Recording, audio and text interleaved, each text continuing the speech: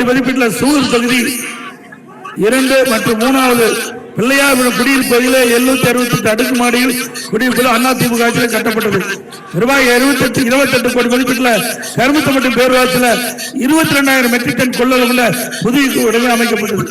2.65 கோடி மதிப்பீட்டில் மதும்பள்ளி ஊராட்சியில் 3000 மெட்ரிக் டன் கொள்ளளவுள்ள புதிய கிடங்கு கட்டப்பட்டது. சூழல் அரசு மருத்துவமனை அரசு தாலுகாவ மருத்துவமனையாக தரம் உயர்த்தப்பட்டு அது 30 படுக்கை கொண்ட மருத்துவமனையாக செயல்பட்டிருக்கு. 4 பிரிவுகள் தொடங்கப்பட்டது. 4 கோடி மதிப்பீட்டில் 4 தடுப்பைகள் கட்டப்பட்டது.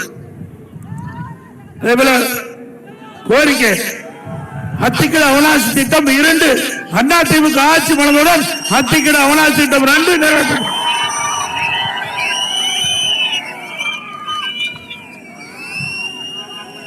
மதுக்கரை முதல் நீலாம்பூர் வரை உள்ள LND பைபாஸ் சாலை 6 வழிச்சாலையாக அமைக்கப்படும்.